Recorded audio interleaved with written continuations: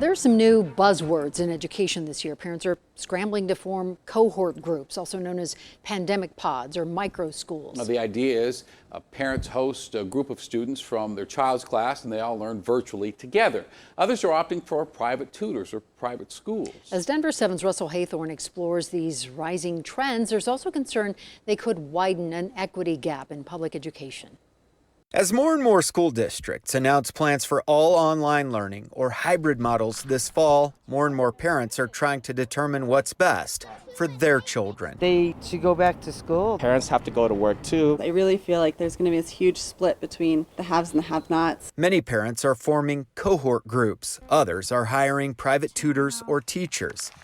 And yet others are exploring private Catholic or Christian schools. Let's start there. We're moving forward with our plans to have in-person instruction. Private school leaders are welcoming a whole new crop of interested parents and students this fall. We're working on opening up another classroom actually at this point. At Northern Colorado Christian Academy, interest has exploded. Typically before this, I might have 2 or 3 calls a week. I have at least 3, 4, 5 calls a day now. Part of the appeal to parents is smaller class sizes. At NCCA, they have an average of 10 to 12 students per class. Social distancing is much easier, and the school is confident in its ability to apply state COVID guidelines with few issues. And the best way we can serve kids and their families. For other families, hiring private tutors or teachers makes more sense. Because we're kind of new in this area, we didn't really have any friends to make a pod with, so we decided to try and make some lemonade out of the lemons we've been handed. Nicola Janot is in the process of setting up a schoolroom in the basement of her Parker home. Both my kids are struggling a little bit with school, so we decided to hire a teacher to teach here so we could really focus on them and get them caught up and make the best of the situation. It won't come without expense, a big expense, putting strain on the family budget. We're going to be spending about $35,000 for the year. It's going to hurt.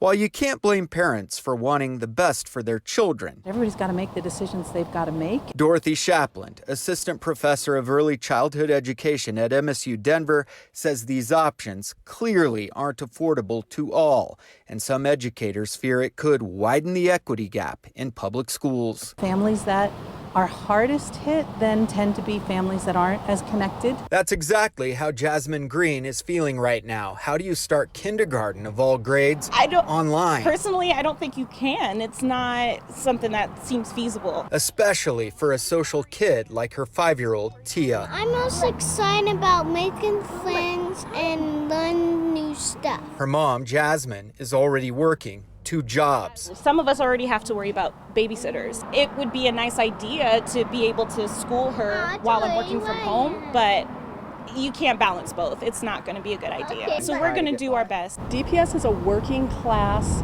community. Margaret Bobb has 26 years of teaching experience in Denver public schools. The parent is concerned that they can't support online learning from their apartment complex. She says we're on the verge of an equity gap expanding from a slight crack to a canyon. The parents who are talking most loudly about how are we going to organize our pods are the parents who have the privilege and the financial resources to be able to say, okay, somebody will stay home. She's critical of DPS for not using the summer to figure out how to form pods for lower income families. She points out there are 2,000 paraprofessionals in DPS alone. Who are wondering, what am I going to do?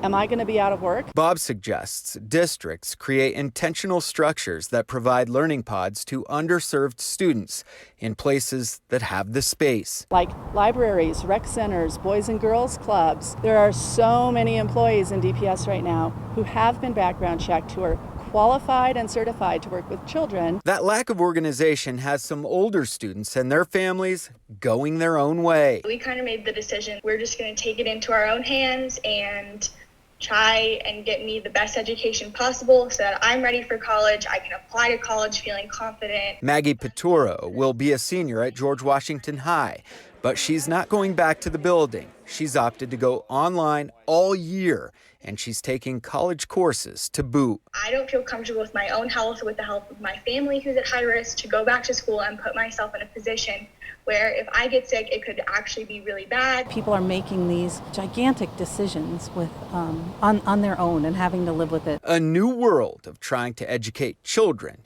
during a global pandemic. Russell Haythorne, Denver 7.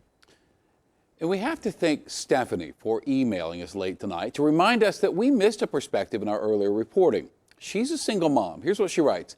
There is no choice for single parents. Ultimately, you choose to send your child to school or you lose your job and not be able to put food on the table. How is this a choice, she says.